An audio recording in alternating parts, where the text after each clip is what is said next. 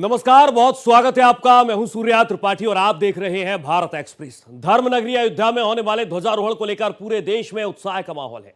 अयोध्या में साधु संतों से लेकर अयोध्या आने वाले श्रद्धालु और भक्तों में एक अलग ही उत्साह देखने को मिल रहा है। हालांकि राम भक्तों में उत्साह स्वाभाविक है, लेकिन ये जानना भी बेहद जरूरी है कि किसी भी मंदिर के शिखर पर विराजित ध्वज में गहरी आध्यात्मिकता, संस्कृति और पारंपरिक चेतना भी होती है। वैसे तो ध्वज को ऊर्जा का केंद्र माना जाता है।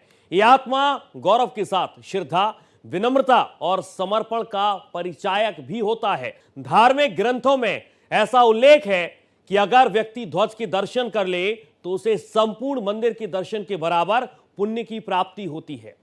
25 नवंबर 2025 को अयोध्या में राम मंदिर के शिखर पर केसरिया ध्वज फहराया जाएगा। यह आयोजन त्रेता युग की परंपराओं की पुनर्स्मृति जैसा पवित्र अनुष्ठान माना जा रहा है। खास बात यह है कि ध्वजारोहण विवाह पंचमी के पावन दिन अभिजीत मुहूर्त में संपन्न होगा, जिसे ज्योतिष शास्त्र में अत्यंत मंगलकारी समय माना जाता है। शास्त्रों के अनुसार एक तरह से धर्म ध्वज वो केंद्र है जहां समस्त देव ऊर्जाएं प्रवाहित होती हैं, और इसीलिए मंदिर के शिखर पर स्थापित ध्वज केवल प्रतीक नहीं है, अपितु दैवीय शक्ति का संवाहक भी माना जाता है। मेहमानों की बात करें तो देश के प्रधानमंत्री नरेंद्र मोदी के साथ देश भर के विशिष्ट जन यहां पर पहुंचेंगे, लेकिन इस बार विशेष प्राथमिकता अयोध्या के स्थानीय नागरिकों को दी गई है। राम जन्मभूमि तीर्थ क्षेत्र ट्रस्ट का यह मानना है कि अयोध्या वासी स्वयं भगवान राम के प्रिय हैं और इस ऐतिहासिक क्षण के प्रथम सहभागी वही होने चाहिए। राम मंदिर के शिखर पर फहराया जाने वाला ध्वज 4 किलोमीटर दूर तक नजर आएगा और इस पर अंकित पवित्र ओम कोविदार का वृक्ष मर्यादा, शक्ति और समर्पण का प्रतीक है। ध्वज को खास तरह के नायलॉन से बनाया गया है, जिसका फैब्रिक पैराशूट है जो बेहद मजबूत और टिकाऊ होता है। धर्म ध्वज तैयार है और अयोध्या इंतजार कर रही है 25 नवंबर का, जब प्रधानमंत्री नरेंद्र मोदी ध्वजारोहण करेंगे। और सीधे चलेंगे अपने संवाददाता मनमीत का रुख करेंगे, जिनसे जानने और समझने की कोशिश करेंगे कि अयोध्या किस तरीके से तैयार है। नजारा पहले दिखाइए मनमीत कि आपकी जहां पर मौजूदगी है वहां किस तरीके का नजारा नजर आ रहा है, क्योंकि एक दिन पहले बहुत अलग खूबसूरत नजारा हम तस्वीरों के माध्यम से तो देख पा रहे हैं, लेकिन लाइव तस्वीरें दिखाइए पहले। देखिए, निश्चित रूप से हम आपको लाइव, अपने दर्शकों को लाइव तस्वीर दिखाते हैं कि देखिए क्या सुंदर नजारा है। पूरी अयोध्या जो है इस समय अलग अलग रंगों की लाइटों से सजी हुई है। आपको दिखाते हैं, देखिए ये रामपथ का रास्ता है। यही रास्ता जहां से कल प्रधानमंत्री नरेंद्र मोदी का काफिला गुजरेगा और राम जन्मभूमि रामलला के दरबार में जाकर भगवान श्री राम के मंदिर के शिखर पर जो ध्वज है उसको फहराएंगे, और जो प्रतीक होगा कि अब रामलला के मंदिर बनकर तैयार हो चुका है, और एक बड़ी घोषणा वहां से करेंगे। देखिए ये जो पथ है सब अपने में बहुत महत्वपूर्ण है, क्योंकि इसका नाम ही राम पथ है। इस पथ से जो है आप रामलला के दरबार में दर्शन करने के लिए जाते हैं। और पूरी अयोध्या की अगर बात करते हैं तो अयोध्या इसमें ऐसी प्रतीत हो रही है जैसे त्रेता युगीन अयोध्या हो। उसी तरीके से अयोध्या को सजाया गया है, संवारा गया है, और सुंदर सुंदर अलग अलग कलर की लाइटों से, रंग बिरंगी लाइटों से इस पूरी अयोध्या को सजाया गया है। नजारा ही एकदम अलग है, रात का नजारा एकदम अलग है, और अगर दिन का नजारा देखें तो वो भी एकदम अलग है, क्योंकि यहाँ पर जो मंदिर हैं, इसके अलावा जो महत्वपूर्ण स्थान है, सभी जगह फूलों से उसको सजाया गया है। बेहद खास नजारा इस समय देखने को मिल रहा है। बिल्कुल मनमीत, जिस तरीके से तस्वीरें हम देख पा रहे हैं, भव्य राम मंदिर, दिव्य शिखर ध्वज के लिए तैयारियां जोरों पर हैं, लेकिन इन सब के बीच 3000 मेहमानों को आमंत्रित किया गया है, और इसके अलावा जो अयोध्या वासी हैं उन्हें खास स्थान दिया जा सके, और इसीलिए इस बार तमाम तरीके के इंतजाम किए गए। देखिए एक चीज मैं बताऊं कि लगभग 7000 मेहमानों को आमंत्रित किया गया है यहाँ पर, और सुबह 8 बजे से 9 बजे तक सभी जो मेहमान हैं, जो आमंत्रित, जिनको आमंत्रण पत्र दिया गया है, ये कहा गया है कि वो 8 से 9 बजे के बीच में राम मंदिर के अंदर गेट नंबर 3 से प्रवेश करेंगे, और उनके लिए जहां पे सीटिंग व्यवस्था की गई है वहां पर अपना बैठ जाएंगे, अपना आसन ग्रहण करेंगे। तो लगभग 7000 आमंत्रित मेहमान हैं जिनको यहाँ पर आमंत्रित किया गया है। दूसरी एक चीज बताएं कि देखिए ये बहुत अच्छी सोच है कि इस बार जो है ज्यादा से ज्यादा संख्या उत्तर प्रदेश के ही लोगों को आमंत्रित किया गया है, जिसमें अलग अलग वर्ग के लोग हैं, जहां साधु समाज के लोग हैं, व्यापारी समाज के लोग हैं, बुद्धिजीवी वर्ग हैं, शिक्षक हैं, एजुकेशन से जुड़े हुए बच्चे हैं, इसके अलावा किसान हैं, महिलाएं हैं।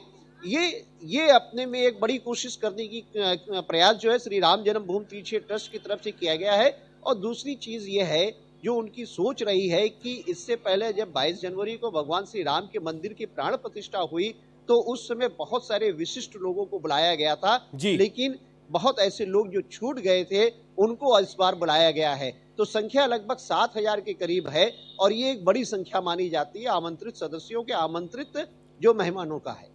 जो व्यवस्थाएं हैं ट्रैफिक को लेकर, सुरक्षा व्यवस्था के मद्देनजर क्या कुछ खास इंतजामात हैं, क्योंकि ट्रैफिक एक बहुत बड़ी चुनौती होती है अयोध्या में? मनमीत।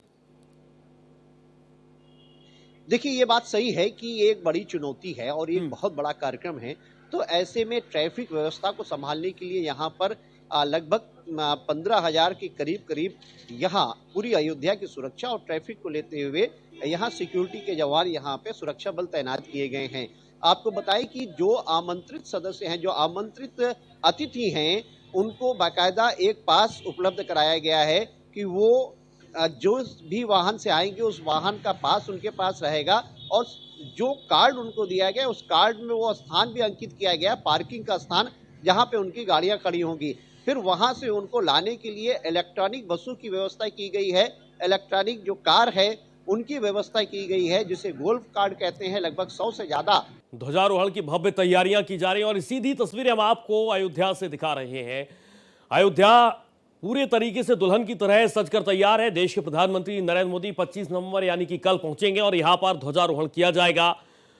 तमाम मेहमानों को आमंत्रित किया गया है। संघ प्रमुख मोहन भागवत भी मंच पर आपको नजर आएंगे और इन सब के बीच ये तस्वीरें आप देखिए किस तरीके से अयोध्या सजकर पूरे तरीके से तैयार है।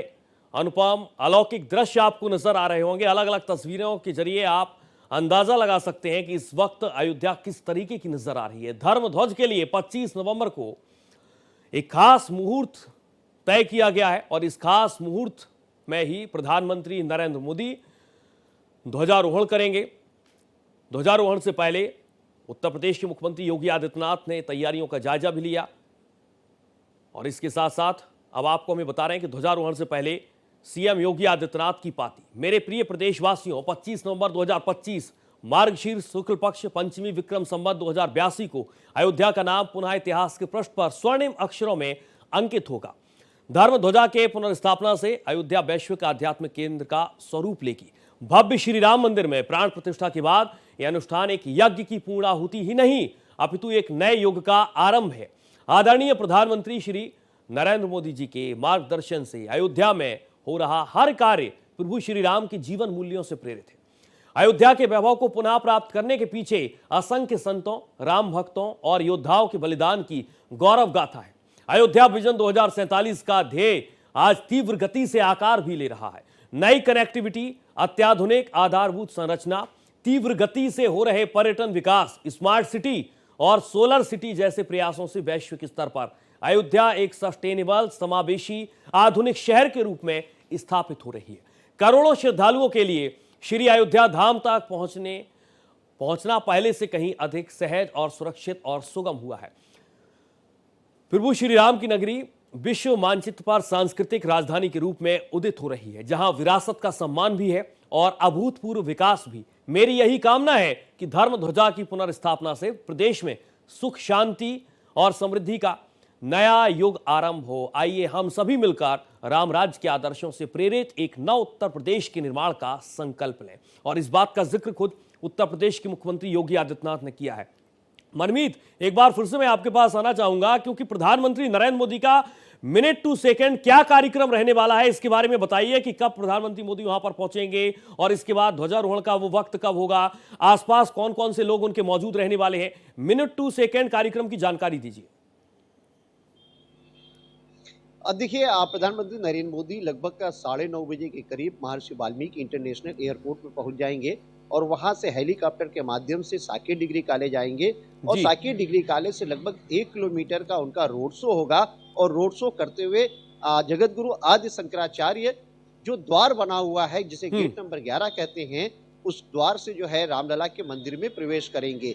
तो लगभग 10 बजे के करीब रामलला के मंदिर में प्रधानमंत्री नरेंद्र मोदी प्रवेश कर जाएंगे और वहां पर सबसे पहले सप्तऋषि जो मंदिर बना हुआ है वहां पे जाएंगे।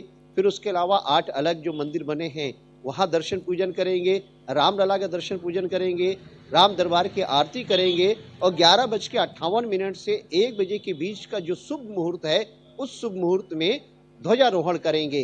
तो ये लगभग 5 घंटे के करीब प्रधानमंत्री नरेंद्र मोदी अयोध्या में रहेंगे। इस दौरान उनके साथ संघ प्रमुख मोहन भागवत रहेंगे, साथ में जो है मुख्यमंत्री योगी आदित्यनाथ रहेंगे, इसके अलावा राज्यपाल आनंदीबेन पटेल रहेंगी। तो इस तरीके से अगर आप देखिए तो ये सभी लोग यहाँ पर मौजूद रहेंगे। मुख्यमंत्री योगी आदित्यनाथ इस समय अयोध्या पहुंच गए हैं और अयोध्या में आते ही उन्होंने सबसे पहले ये किया कि जहां जहां से प्रधानमंत्री को आना है, जो कार्यक्रम उनके हैं साकेत डिग्री कॉलेज से लेकर एयरपोर्ट से लेकर राम जन्मभूमि, इन सभी जगहों का निरीक्षण किया और पूरी जो तैयारी है वो पूरी तैयारी क्योंकि पूरी तरीके से पूर्ण हो चुकी है तो उसका मुख्यमंत्री योगी आदित्यनाथ ने यहाँ पे निरीक्षण किया है।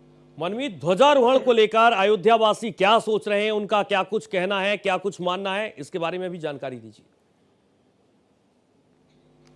देखिए, अयोध्या के लोगों में वास्तव में अगर देखिए तो बहुत ही ज्यादा प्रसन्नता है क्योंकि अब मंदिर जो है पूरी तरीके से बनकर तैयार हो चुका है।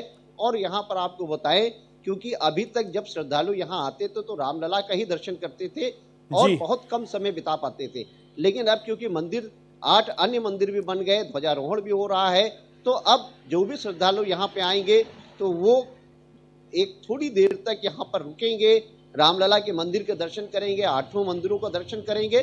तो अयोध्या के लिए लोग ये मानते हैं कि जब अयोध्या के लोग यहाँ पर रहेंगे तो यहाँ पर जो लोग बाहर से आएंगे वो अगर यहाँ पर रुकेंगे तो अयोध्या के आर्थिक दृष्टिकोण से भी मजबूती मिलेगी। यहाँ पे जो होटल्स बने हैं, धर्मशाला बने हैं, इसके अलावा बहुत सारे होम स्टे बने हैं, तो उन होम स्टे में लोग रुकेंगे तो यहाँ जो आर्थिक संपन्नता होनी चाहिए वो भी आएगा।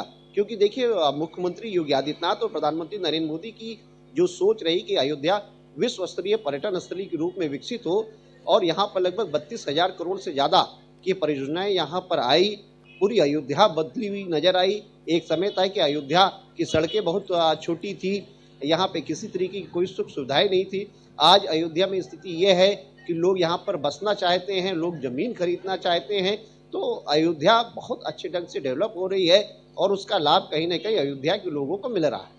उत्तर प्रदेश की सरकार योगी आदित्यनाथ को लेकर, प्रधानमंत्री नरेंद्र मोदी को लेकर क्या कुछ रिएक्शन लोगों के रहते हैं? क्योंकि सब कुछ कामकाज जो हम देख पा रहे हैं, केंद्र में मोदी सरकार है, प्रदेश में योगी सरकार है और इस तरीके से हम कहें डबल इंजन की सरकार।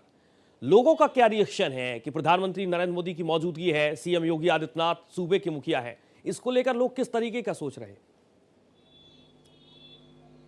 अब देखिए, ये बहुत अच्छा सवाल है क्योंकि जो भी लोग हैं उनके मन में एक जरूर रहा है कि ये जो सुप्रीम कोर्ट का निर्णय आया, निश्चित रूप से ये निर्णय साक्ष्यों के आधार पे आया, लेकिन अगर अयोध्या विकसित हुई है, अयोध्या बदली है और अयोध्या का निर्माण हुआ तो उसमें प्रधानमंत्री नरेंद्र मोदी और मुख्यमंत्री योगी आदित्यनाथ का एक सकारात्मक सोच रही है और जिसके वजह से अयोध्या आज इस तरीके की अयोध्या दिख रही है। पुरानी अयोध्या और नई अयोध्या में बहुत अंतर है। तो जो भी अयोध्या के लोग हैं या अयोध्या आने वाले जो श्रद्धालु हैं, जब वो अयोध्या में आकर देखते हैं कि यहाँ बहुत कुछ बदल चुका है तो एक बार जो जरूर कहते हैं कि प्रधानमंत्री नरेंद्र मोदी और मुख्यमंत्री योगी आदित्यनाथ की सकारात्मक सोच रही है जिसकी वजह से अयोध्या बदली है और ये एक बहुत बड़ा प्रभाव इन दोनों व्यक्तित्व पर पड़ता है।